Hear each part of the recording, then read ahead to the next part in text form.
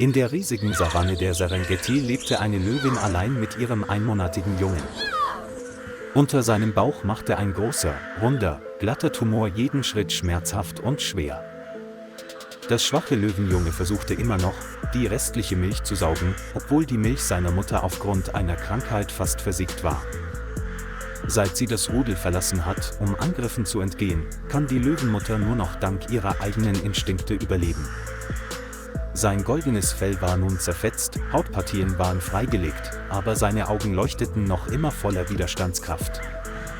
Tagelang fand man nur Fleischreste, die die Hyänen nach ihrem Festmahl zurückgelassen hatten. Jedes Mal, wenn es dunkel wird, hält es sein Kind fest an seine Brust gedrückt und schützt es vor dem kalten Wind und dem fernen Gebrüll. Die sengende Sonne des Tages und die langen, kalten Nächte erschöpften seinen Körper allmählich.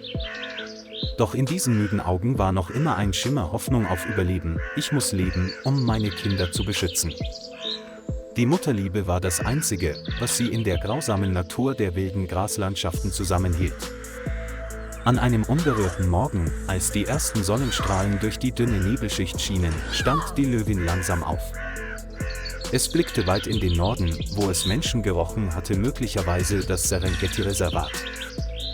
Jeder schwere Schritt hinterließ einen tiefen Abdruck auf dem trockenen Boden, das Löwenjunge folgte langsam hinterher. Der Tumor unter seinem Bauch wurde immer größer, drückte nach unten und ließ seine Atmung stocken. Doch jedes Mal, wenn er die Augen seines Kindes sah, kämpfte er darum, ein Stück weiter zu gehen. Mittags brannte die Sonne, beide fanden durstig und hungrig Schutz unter einem kleinen Baum. Die Löwenmutter leckte nur ein paar Tropfen Wasser von den Grasblättern und ging weiter. Als der Nachmittag hereinbrach, näherten sie sich der roten Schotterstraße, die zum Patrouillengebiet der Ranger führte. Erschöpft brach die Löwenmutter am Straßenrand zusammen.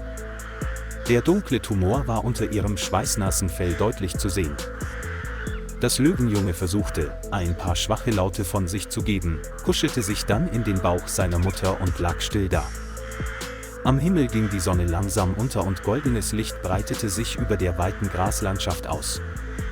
Aus der Ferne hallte das Geräusch eines Automotors wieder und zerriss die tödliche Stille des Sonnenuntergangs. Die beiden Ranger auf Patrouille, David Okoro und Emma Collins, beide von der Serengeti Central Konservationsstation.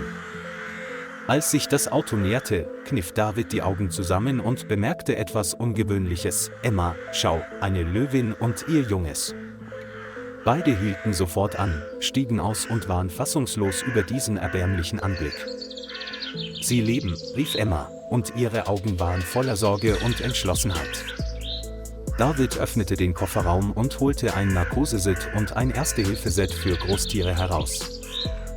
Die beiden näherten sich langsam und hielten einen Sicherheitsabstand ein, der jedoch ausreichte, um jeden schwachen Atemzug zu beobachten. Die Löwin öffnete leicht ihre Augen und schloss sie dann wieder, scheinbar zu schwach, um zu reagieren. David entschied sich, kein starkes Betäubungsmittel zu verabreichen, sondern injizierte lediglich ein leichtes Beruhigungsmittel, um die Schmerzen zu lindern. Emma kniete sich neben ihn und notierte minütlich seinen Zustand, seine Herzfrequenz und seine Atmung. Wir müssen es jetzt zurück zum Bahnhof bringen, flüsterte sie, wenn wir noch ein paar Stunden warten, schaffen wir es vielleicht nicht. David nickte, öffnete den Eisenkäfig hinten im Wagen und legte eine dicke Ledertrage bereit. Er hob das Löwenjunge vorsichtig hoch und spürte, wie der kleine Körper in seiner Handfläche zitterte. Komm schon, Junge, wir halten dich und deine Mutter am Leben, flüsterte er. Als die Löwin in das Fahrzeug geladen wurde, überprüfte Emma schnell das Geschirr und den Sauerstoffstand. Das Auto startete, die Räder knirschten über den roten Staub und hinterließen eine sonnenuntergangsfarbene Landschaft.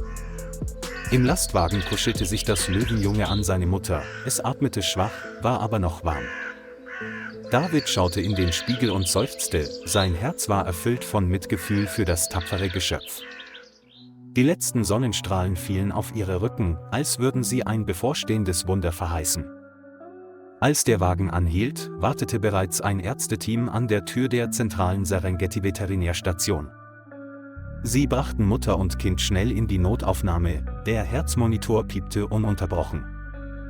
Das Löwenjunge wurde in einen beheizten Käfig gesetzt und von einer Ärztin über eine kleine Zitze mit Milchersatz gefüttert. Die Löwenmutter wurde zum Ultraschall, Röntgen und einer kontinuierlichen intravenösen Gabe gebracht. Das gezeigte Bild machte die Gruppe sprachlos, der Tumor nahm fast die Hälfte der Bauchhöhle ein und drückte stark auf die inneren Organe. Wir müssen sofort operieren, sagte der Chefarzt, wenn wir zögern, wird er die Nacht nicht überleben. David und Emma standen draußen, ihre Gesichter waren angespannt, als sie durch die hell erleuchtete Glasscheibe des Operationssaals blickten. Die Operation begann im Dunkeln, das Licht wurde von den rasierten blonden Haaren um den Einschnitt herum reflektiert. 2 Stunden vergingen, den Ärzten rann der Schweiß über die Stirn, niemand sagte ein Wort. Endlich öffnete sich die Tür, der Arzt lächelte müde, die Operation war erfolgreich, der Tumor wurde entfernt. Ein Seufzer der Erleichterung hallte durch den Raum und Emma wischte sich leise die Tränen weg. Die Löwenmutter wurde in den Aufwachraum gebracht, wo sie in einem warmen Käfig lag und an ihrem Bein eine Infusion angeschlossen war. David kam näher, legte seine Hand auf die Gitterstäbe und sagte leise, sie ist wirklich stark. Nach einer Weile wurde das Löwenjunge näher gebracht, damit es seine Mutter riechen konnte. Als das Tier die Augen öffnete und sich leicht bewegte, explodierte der ganze Raum vor unsagbarer Freude. Am nächsten Morgen konnte die Löwin aufstehen, ein paar Schlucke Wasser trinken und gehacktes Fleisch essen. Das Löwenjunge wurde allmählich stärker, seine Augen funkelten und es rannte im Käfig umher, als würde es eine neue Welt erkunden. David und Emma besuchten sie jeden Tag, machten sich Notizen und beobachteten ihre erstaunliche Genesung. Eine Woche später war der Schnitt vollständig getrocknet und die Löwin begann schwach, aber voller Leben zu brüllen.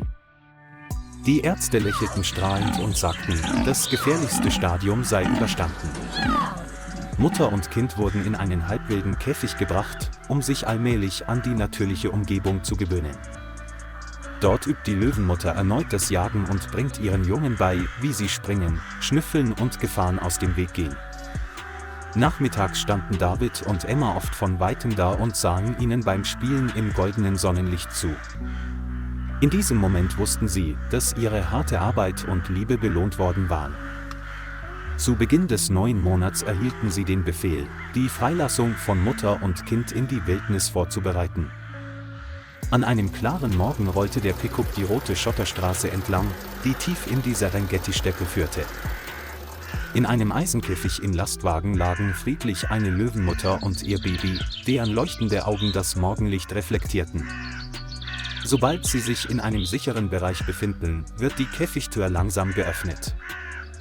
Die Löwin trat als erste heraus, holte tief Luft und roch den vertrauten Geruch von Gras und feuchter Erde.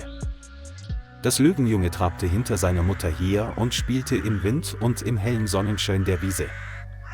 David und Emma standen neben dem Auto und beobachteten jede ihrer Bewegungen. Ihre Herzen waren von unbeschreiblichen Gefühlen erfüllt. Bevor sie in der Savanne verschwand, drehte sich die Löwenmutter noch einmal um und blickte sie mit sanftem Blick als Zeichen des Dankes an.